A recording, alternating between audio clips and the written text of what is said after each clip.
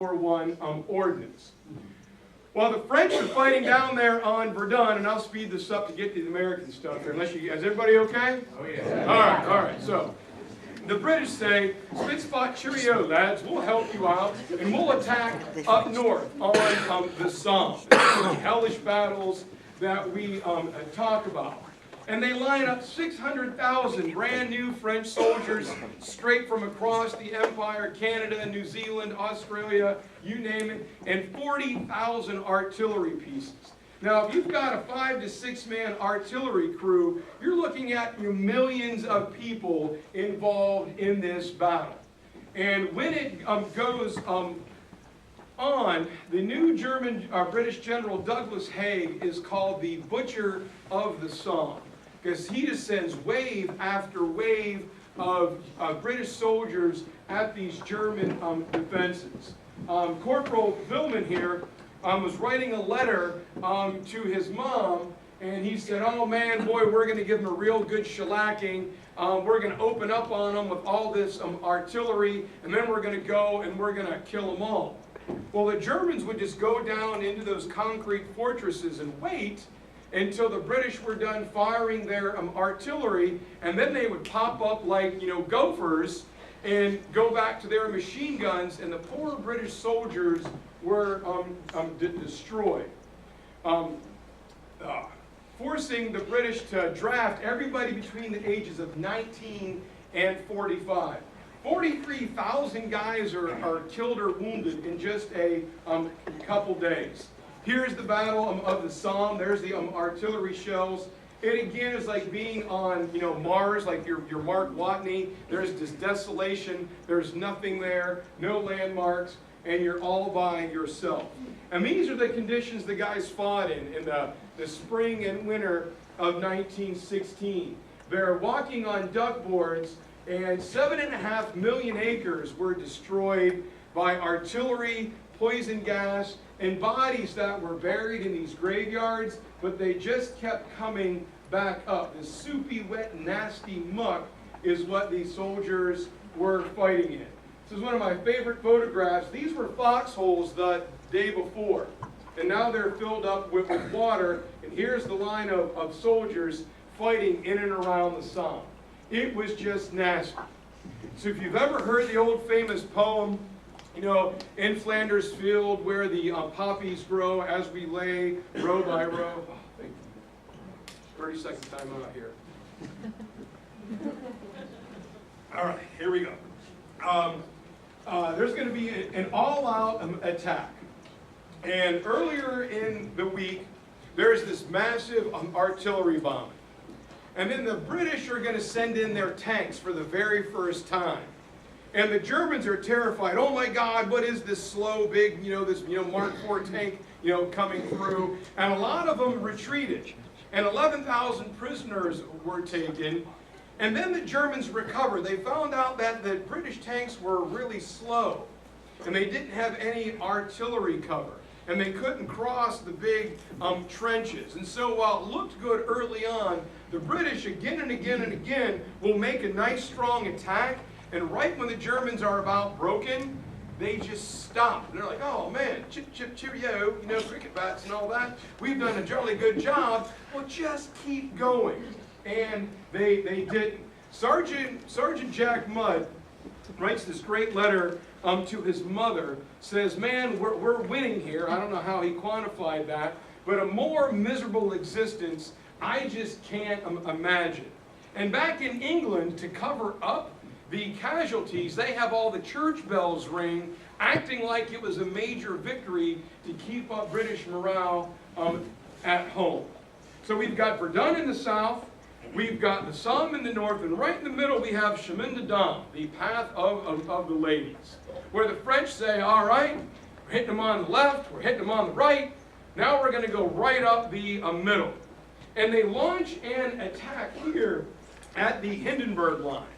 And the Hindenburg line is the Kriemhildstellung, is this German defensive network, 8 rows deep of concrete and steel, so they could move men and equipment laterally, and it ended with the great city of Sedan, where everything was funneled right to it.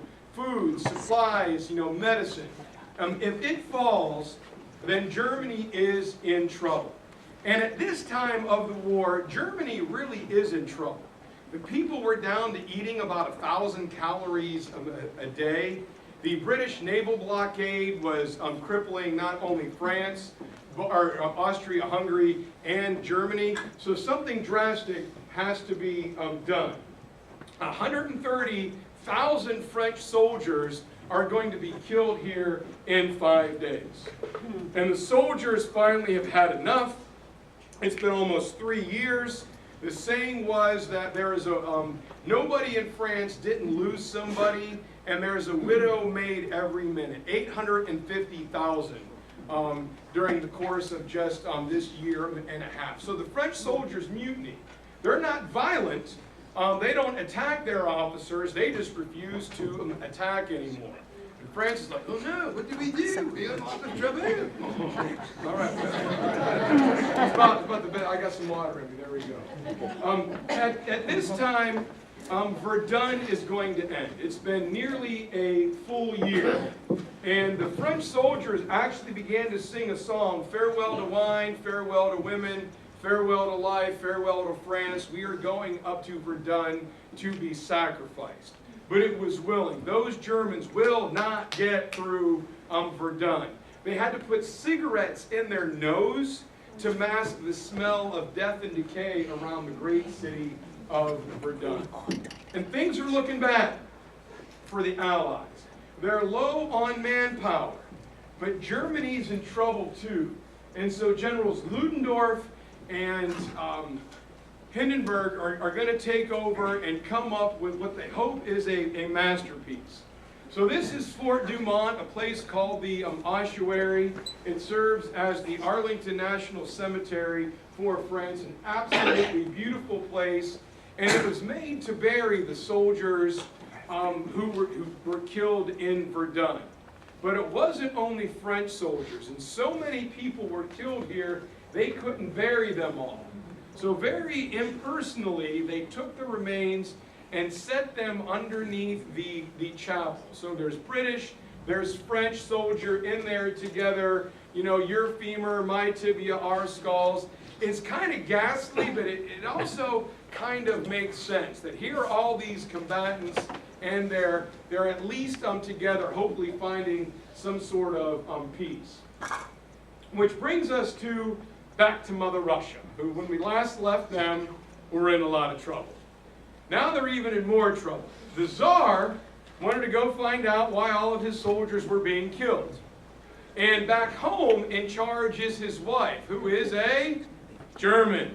So we really don't like her, all right? She is not nice. And so the Russian Revolution is going to begin on February 23rd. And we do what we always do in Russia. When the peasants revolt, we call in the army and we shoot a bunch of them, and then everyone goes back to work. Well, this time the army comes in and they see that it's students. They see it's teachers. They see it's their own family members, and they don't put down the rebellion, they join in. And on March 15th, the Tsar has to abdicate the throne. And the socialist prime minister, Alexander Kerensky, calms everything down, and he's going to let the royal family go. They ask for asylum in England. King George gives his permission, and then the royal family gets the measles. They're quarantined. In that time, the Russian peasants revolt, and the entire Romanov family is killed.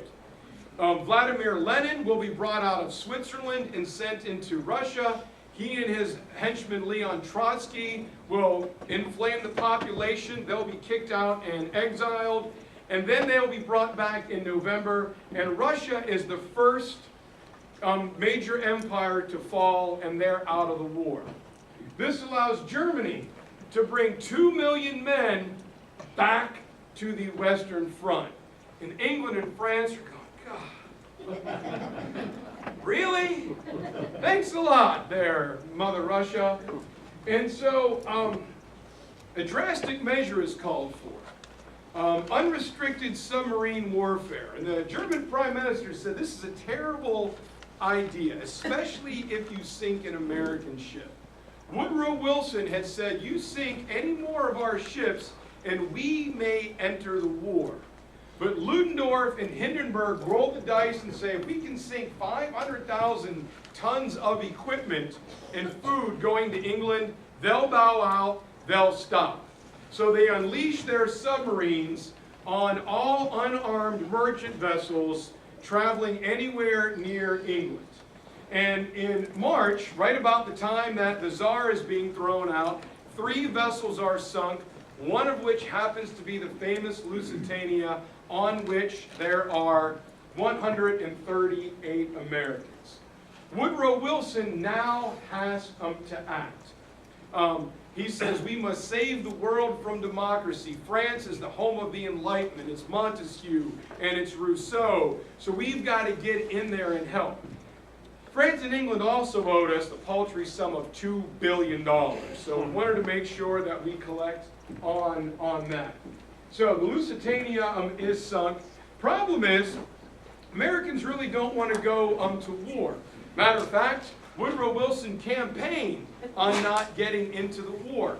60% of the American population were of German descent at this time. And then British intelligence, MI5, comes up with the famous Zimmerman telegram, which encourages Mexico to invade the United States, and they could have everything from Texas all the way over to Arizona back. When that happens, Wilson now has what he needs, and war is going to be declared April 6, 1917. There is the declaration of war and a nice new flyer that comes out, and America is going to war. There's a problem. We don't have an army. All right? The army is tiny. It's just not ready, and so we need volunteers. And this is the first use of the famous Uncle Sam, I want you propaganda poster comes out. We figure we need about 1 million guys. 80,000 show up. We're like, man, 80,000, that'll last 2 or 3 days. And the equipment was horrible. Guys were using broomsticks and 2x4s as weapons in boot camp.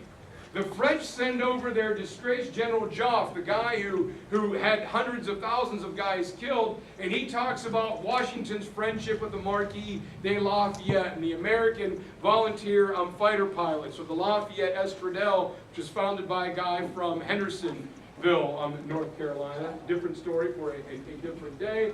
And this was happening during the Chemin de Dames mutiny. So here are guys in basic training. They're using 2x4s. It was a lot of like relay races and physical marching and drill, but no battle tactics. Because we really hadn't planned on an effort this big. We've got the 17th largest army in the world. All right? No one's bothered us. Why are we bothering anybody else? And in the army, we've got some guys, all right, some famous personalities. This gentleman here is John Blackjack Pershing. He is going to lead the American Expeditionary Force, and he is a crusty, kind of bitter guy. He just had great personal tragedy. His house burnt down, and his wife and 4 daughters were killed in it. He is known as Blackjack because he led, for a time, the famed Buffalo Soldiers out west and took an African-American regiment down into Mexico to help hunt Pancho Villa. Also, big-time personalities are polarizing, love him or hate him, General Douglas MacArthur. Down here we have George C. Marshall, the guy who builds the Army in World War II and the great Secretary of State, the Marshall Plan. Over here is future President Harry Truman, an artilleryman. And they also, either love him or hate him, polarizing Captain George Patton. And those guys, we've got to talk about them. But the people who made the difference are what I like to call the average Joes. We're going to talk about a guy named Thomas Shinn. We're going to talk about a guy named Jack Barkley. Why a movie hasn't been made about him, I don't know. And a couple other normal guys who will change the entire power structure of the world. Our first action is June 6th. You know it as D-Day in World War II, where the Marines will attack in a place called Bella Wood. And in the first day, we'll lose 1,000 Marines. Well, over the next 20 days, we'll lose 2,000 more. And the Germans will start to say, wow, these Americans came to war as babies, but man, they learn awful fast. They begin to call the Marines Herfelhut, which means devil dog. No matter what, these guys just don't quit. The problem is, we're all citizen soldiers, farmers, immigrants. 77% of our soldiers were first generation or right off the boat immigrants. And a lot of these guys had just left Europe and now they're going right back to it. My grandfather was born in 1900 in East Hampton, Massachusetts, and moved to Pittsburgh. And it was either A, go into the coal mine, or A, all his buddies were going off to this war. So he put the number 17 in his boots, went to the recruiting station because he thought it would be fun, and he was 17 years old. And being a good Catholic boy, the recruiter asked him, son, are you over 17? And he said, yes, sir. Are you lying to me? And he said, no, sir. No, I'm not. So, Miss Bang, you know, you're in the Army now. Yeah, you know, great move, Grandpa. So anyhow, the Meuse-Argonne is the same battlefield where that picture I showed you of the tunnels. There had been fighting there every single day of the war. It's not too far, about 25, 30 miles from Verdun, where 1 million soldiers had been killed. And the Meuse-Argonne was assigned to us because Pershing was told by Wilson, you're not going over there to fight with the British and the French. We want our own separate command. American commanders, American soldiers in our own sector. Well, George Patton is sent over to build up our bases, and he was a Francophile. He loved France, spoke fluent French. It was American docks that were built, unloaded by American longshoremen, American barracks. And the French are like, well, wait a minute, you're fighting with us. And the answer was, well, no, we're not. Well, you really need to because we know what we're doing. And Pershing said, well, if you knew what you were doing, we wouldn't be here, all right? So it's kind of salty, right? Like, but we're allies. No, no, no, no, no. We have our own little way of doing things. And the French say, fine, cowboy, you know what you're doing. You get to fight in the Meuse-Argonne, and you get to attack the Hindenburg line. If you guys know so much, please go right on ahead and show us how it's done. Well, the battlefield is about 27 miles long. If you're ever in an area where you really need to win a bet, I'm not a betting person, but you can win a lot of free beer, a lot of money. Ask somebody what America's largest offensive in our history is, and nobody will know the answer, because it's the Meuse-Argonne, what very few people know about except us sitting here in this room. 1.5 million Americans are involved in this. And the battlefield runs south to north, around 27 miles long. I was fortunate enough to walk many, many, many miles of it. And it's also one of our costliest. In about a month and a half of fighting, around 26,000 lives. Many of the soldiers remain in our military cemetery in the beautiful town of Romagne, France, excuse me. And there's a little over 16,000 soldiers there. It's the America's first integrated cemetery, as both black and white soldiers fought in this conflict. Pershing led African Americans, so he said we will all be buried in the same cemetery. Now 26,000, you got to put that into perspective. The British lost 58,000 soldiers in one day at a place called Passchendaele. To keep that in mind, up in Washington, D.C. is the Vietnam War Memorial that has 57,000 names in 14 years. So 57,000 is a lot of people. The British lost that in one day.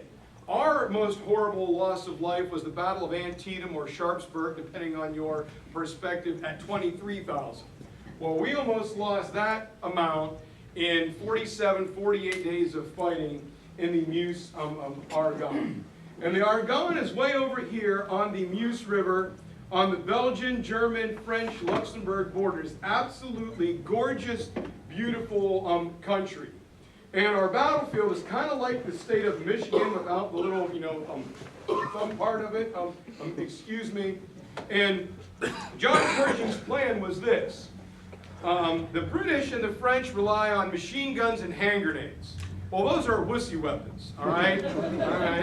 This whole thing about covering fire, shoot at them, well, to keep their heads down, That's not how we roll. We're also not living in trenches. If you sleep in one for a night, fine, but we're going hard all day, every day. Soldier needs three things. He needs his will, his rifle, and his bayonet. We're going to call it elan. And when we start going, you are going to go. You're not going to stop. You're going to keep going until you can physically go no more. And so we attacked Vauquois Hill. And in a couple days, we seize it. And the French are like, are you kidding me? We've been doing that, fighting that thing for 4 years. The problem with Pershing is it in his mind validates his philosophy. And as a result, he's about to get a lot of men killed and wounded because, man, this works. Don't stay in trenches. Go, go, go, and move. So we accomplished something that had taken 4 years to do, and now that's going to be our plan for the next 27 miles and the next month. Our goal is to crash the Hindenburg line. And the problem here is, once our attack starts, our soldiers never have time to regroup, barely have time to resupply. They don't get to change clothes. They don't get hot meals. They're lucky if they get a resupply of ammo, and they're going day and night, almost nonstop. And our no man's lands were vastly different than those of the British and the French. Instead of 50, 60 yards, we were covering 400 or 500 yard fields, from a forest down here that hadn't been blown up yet to a forest across a quarter-mile of wheat field into another patch of woods where there are most likely German soldiers awaiting. These forests were riddled with machine gun nests. Some of the fields were pockmarked with artillery, and some of them were flat and wide open. Problem is, there were no good maps of this area. And our officers looked at a map and it said, well, okay, it's, a mile or two. It's from, Cantigny to Cunel. Well, attack that. There was no topography. They didn't know if there was hills or valleys or lakes or streams. Well, it's Kansas pancake griddle flat, so just, what's taking you guys so long? Get your butts in gear and go. And nobody saw what the real battlefield was like. So one of the things I did was I strapped a GoPro on my head, and I just walked around and started talking. And I was going to edit this, but I kind of like the grittiness of it all, kind of out of breath, wandering through the woods, kind of like, without anybody shooting at me, kind of what our soldiers would see. So we'll get a little video here while I get some water, and I'll be right back with you.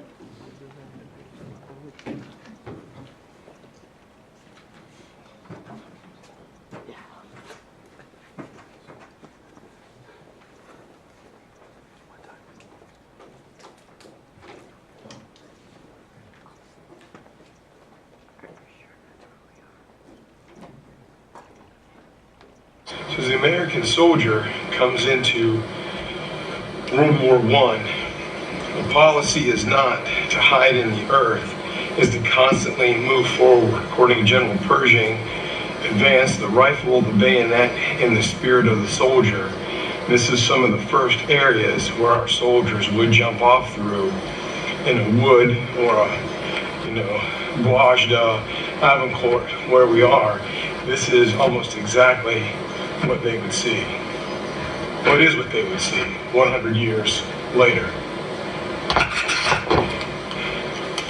Now this is different from the Boya, the French communications trench, is the serpentine nature of it. So once again, if an explosion happened, you'd get some soldiers, but not all of them. This is a fixed French position, the static warfare. Again, the stereotypical all quiet on the Western Front. As you can see, I'm resting level against here. This is front line. This is not safety. This is not sleeping. This is fighting with your rifle, looking out to the Germans, just about to where you see the sunlight over there where the forest is falling. And there's a good shot of a German defensive position right on where those stumps are. So this is ground zero, World War I, 1914 through 1917, until the United States soldiers will arrive here on scene. Coming out of the French side, getting close to the German zone, right in the heart of what the French would call no man's land. It was not so much a term to be used during the war, again, as is popularly thought, stereotypical as no man's land. We're getting in here to where the ground's beginning to slope away, craters, explosions. You can still see the trench networks of what these two armies exhausted each other doing for 2 to 2.5 years. And so this is kind of fitting, you know, metal reinforcement with the blown apart woods and downed trees. This kind of looks like we would have no man's land in our minds and our homes and classrooms. So as we've just luckily crossed the kilometer-wide no man's land with General Bedford behind us, we're about to attack the German command bunker. Keep your eye fixed right there. Is a hidden German machine gun, rather. Like right about there. Gonna go Jack Barkley on it here. Yeah, it would be machine gun. Command would not be this close, yeah. So you can just see, first line you see these craters, explosions, artillery shells, no direct line.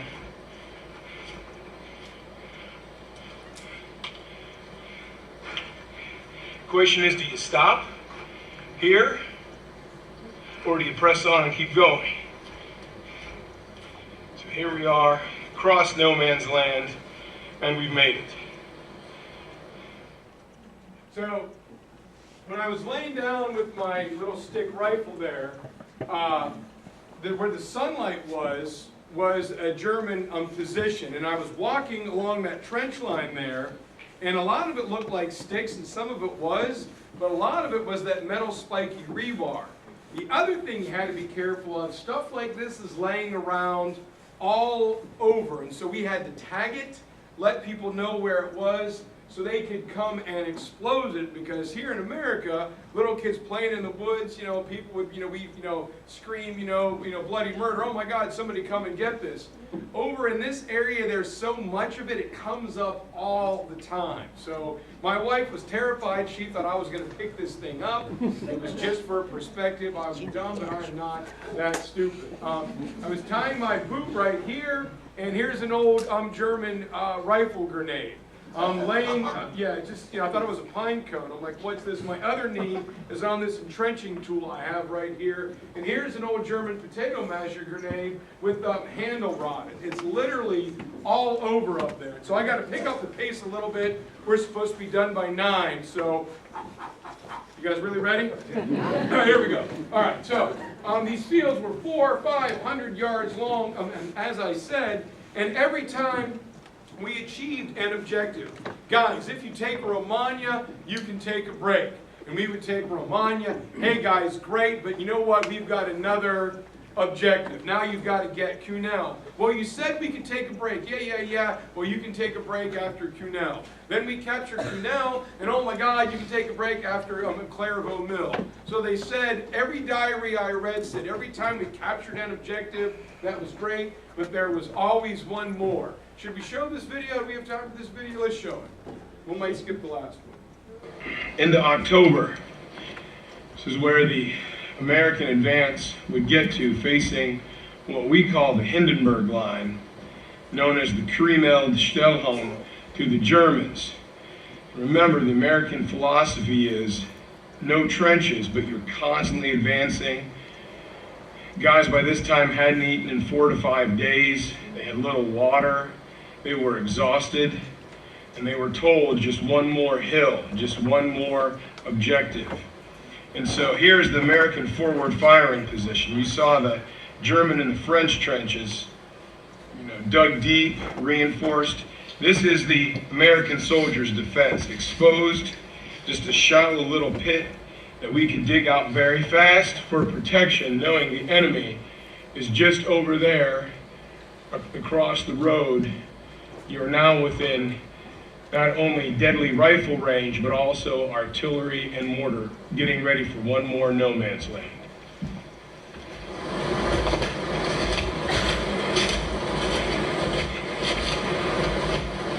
The safety of the woods are left behind.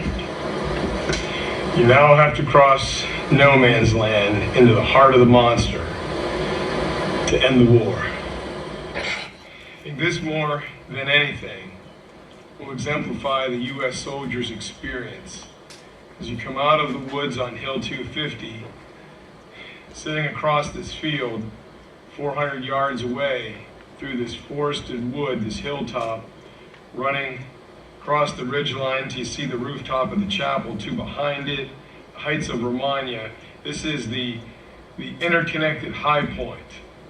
This is where the Germans had dug in their strongest defenses here in the Meuse-Argonne, the Hindenburg line, created to keep us from getting to Sedan in their supply line. So as the United States soldier, not digging trenches, not digging foxholes, his task as we walk in his footsteps, what I want you to understand, is to cross no man's land as far as you can see, following that ridge line in these woods here. This is the American soldier's no man's land, much bigger than those of his British and French allies. This is what he would saw, standing exactly where he stood, looking at exactly what he saw.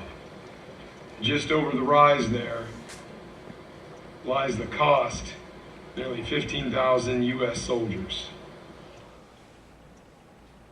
So the 80th Division, United States soldiers, comes out of the wood, and they turn here to the La Madeleine farm, which was a former German hospital where the patients were removed, and it was lined up with machine guns. So contrary to the no man's land that you stereotypically think about, this is the U.S. soldiers' no man's land. It's not fighting between trenches, it's being constantly on the move. Just behind the farm there is the village of Cunel. Moving over that way to that ridge, the village of Romagna. So I'm going to tell you a story about this, and it's going to be the same. You'll see the same photograph here in a second. But here's a young man named Jack Barkley, and Jack Barkley's the guy that I think there should be a movie made about him. He was a young man from Missouri, and his family had fought in every American conflict going back to the French and Indian War. So when World War I breaks out, Jack goes to sign up, but he stuttered. So he is not accepted. And he comes home and his dad, "Oh, you worthless, you don't live up to the family name, you're a scrub, get out of here." And Jack, went to school and didn't talk to too many people. He didn't have a girlfriend and he didn't stutter around her, but he spent all of his time out in the woods hunting and trapping. And so she convinces him, "Well, if your dad really won't speak to you, go to a bigger city and, try and join." So he goes to St. Louis, and he passes his initial review. A doctor stamps him, "Go ahead." But later, another doctor saw him, and he started to stutter. He got nervous. So the young doctor, who was a lieutenant, said, "No, you're out of here." And he goes, "Well, wait a minute, this guy, a captain, told me I could stay." So the two doctors start to argue.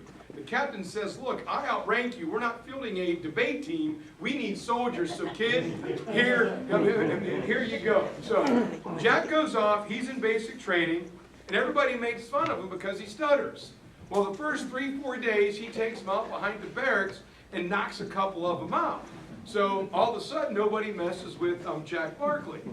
Well, he's a natural soldier. He just gets it. He can read terrain. He's a great shot. He's used to working in the woods at night. And the French come over and they're looking around. Who's that little guy? Oh, Barkley, he's the best soldier we got. This guy is awesome. And they go, well, we want to take him with us to make him an intelligence scout. So he goes to France and he picks up French very quickly. And it cures his stutter. And he is a natural at what he does, and he becomes like the grandfather of like Marine Corps Recon Scout Sniper School. Well, on September 17th, he leads an attack with a group of soldiers, and right away they fall under a mustard gas attack. And he dives into a shell crater and loses his helmet, and he picks up another one, and he throws it on his head, and it burns his scalp. It had mustard gas in it. It gets in his eyes, and his hair burns off, and he's like, oh my God, this completely sucks. So he keeps rushing forward, and he makes it into the woods, where he finds up two other buddies they were Navajo Indians from Arizona, and a buddy from New York named Joe. Well, they can't find anybody else, so they spend the next couple weeks combing these woods, taking out 132 German machine gun nests. They adapted these little tactics, how to jump around, and you know, one would attack from the front, two from the sides, and one from the rear. So they take out 132 three-man German machine gun nests. They come walking back out weeks later, eating German black bread. They were tired. Jack looked crazy with his burned, scabby scalp, all dirty and stinky. And they're like, who are you guys? Oh, well, we're with the 77th. 77th? They've been pulled off the line weeks ago. Who's your officer? And Jack says, well, I guess I am. What have you been doing? Killing Germans. And he drops like a handful of German dog tags down. They're like, oh my God. So Jack is now famous, and he gets called for a risky mission in that field that we were just looking at. The American soldiers were going to come out of the woods where I'm looking, and they had to attack up this giant wide field. And there are a bunch of Germans that we thought were in these woods, but we weren't sure. So Jack is sent to go over there and scout them. And he says, what did I do? If you guys want to get rid of me, just have one of you shoot me. How am I supposed to get over there and not get seen? Well, you're a scout intel officer, go for it. So he goes out into this valley, you know, about 40 yards from the wood line, and he finds a ditch. And he's laying in it at night. He's got a telephone, and if he heard Germans, he was supposed to rub his fingernail on it.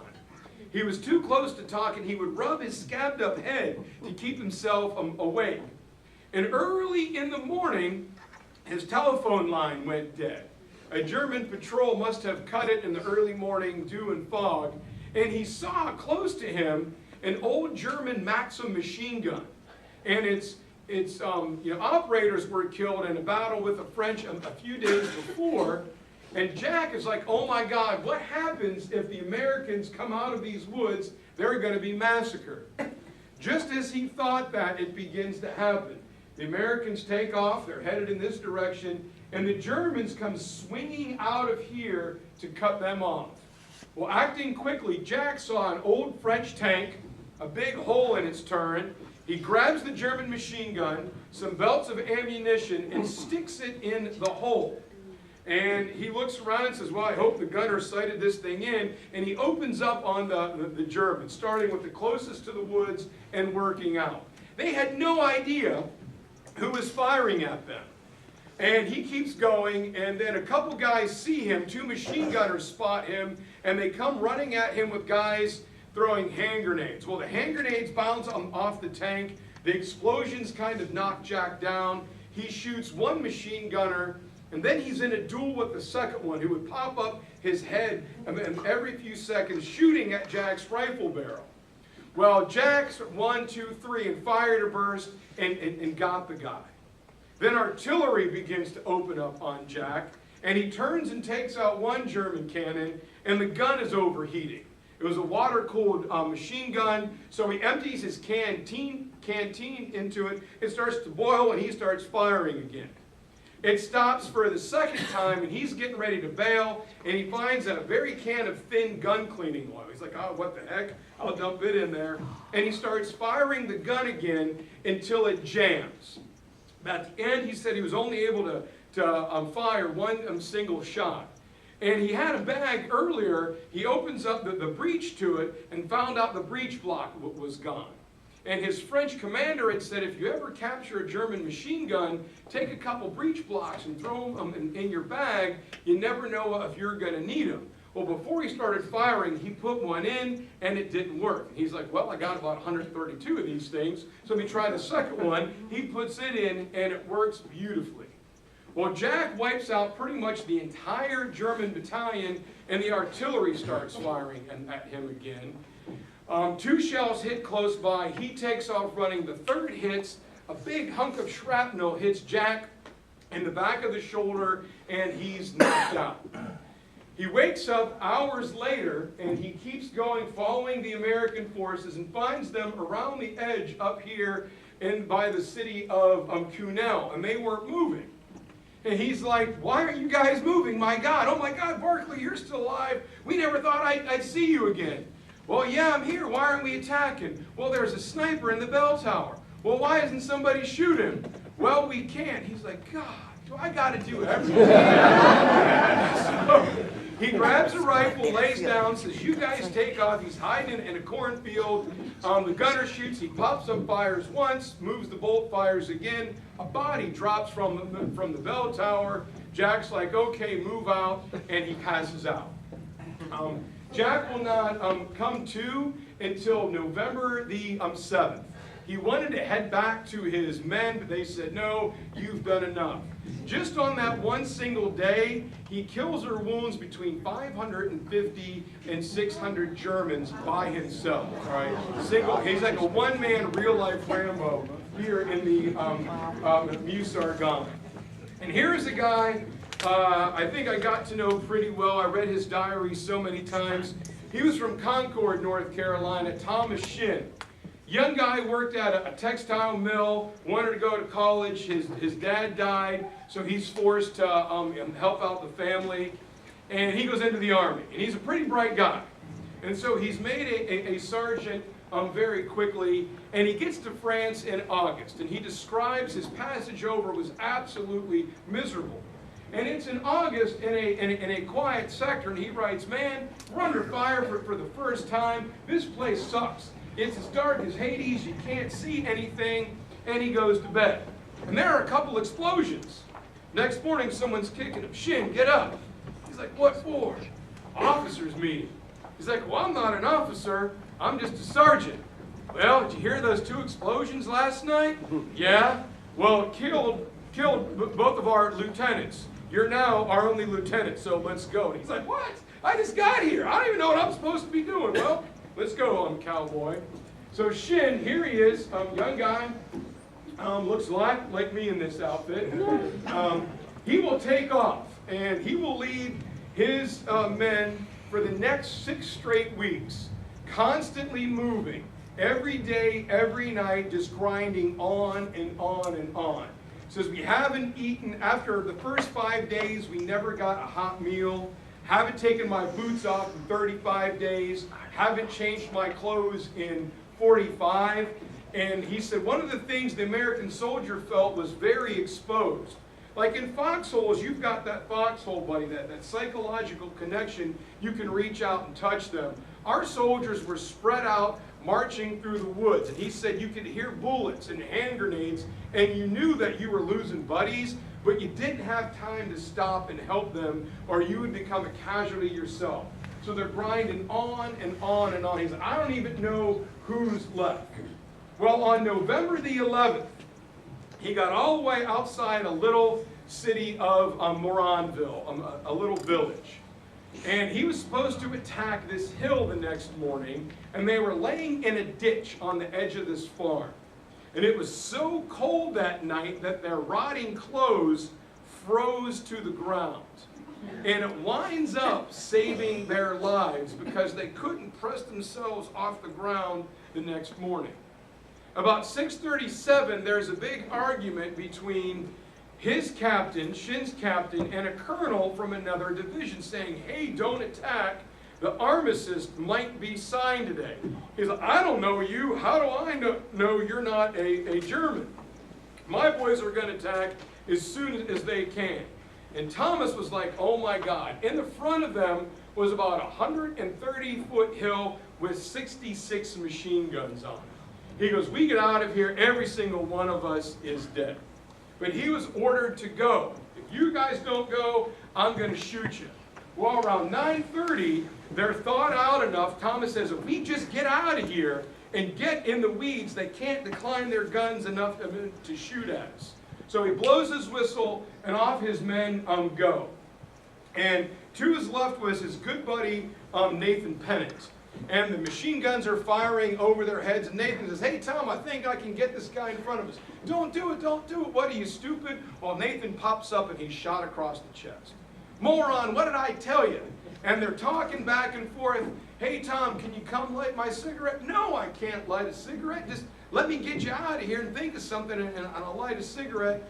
And around 10:53 a.m., Nathan yells out, hey, Tom, I got 700 francs in my left pocket. If I die, I want you to have a good time in Paris on it. Don't worry about it, you numbskull. You're going to make it. Just stay there. And a yell goes out, hey, everybody, don't move. If you can make it 10 minutes, the armistice is supposed to be signed. Tom says he grabbed his helmet. He says, I put my entire body under my helmet, and I laid there. He said he didn't know how long, and he said, hey, comrade, let's go. It was a German soldier with a loaf of black bread and a bottle of schnapps. Come on, comrade, let's eat, let's try. I'm like, no, I'm going to shoot you. Like, get out of here. All right? He runs over to seize his buddy, Nathan, and Nathan was killed.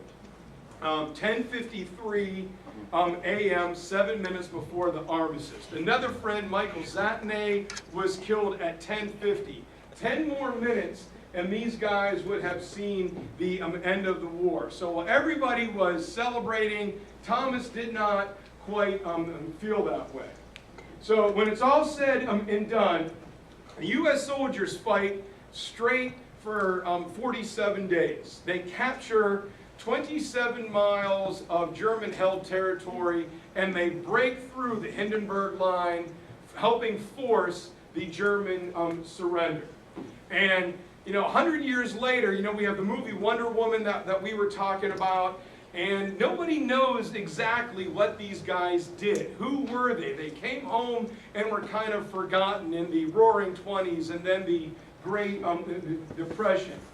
And it's difficult unless you're there, even if it was 100 years later and my night was much more comfortable than theirs was, just the difficulty and the nastiness of what these guys went through. And, Saving Private Ryan, one of my favorite movies, it did a lot to popularize and bring up World War II, like Band of Brothers and the Pacific for the Marines and the infantrymen. But these guys have really been forgotten. And nothing signifies that more than a guy named Major Charles Whittlesey, who, as a New York lawyer, leads his men into a place called Clairvaux Mill. And he was trapped. Here's old Major Charles Whittlesey. He got to intern the tomb of the unknown soldier in Arlington. And he was trapped down here for several days. People thought he was dead, so they just didn't go look for him. We all know Sergeant York's story. Here's the beautiful Meuse Argonne Cemetery. That 7 French elements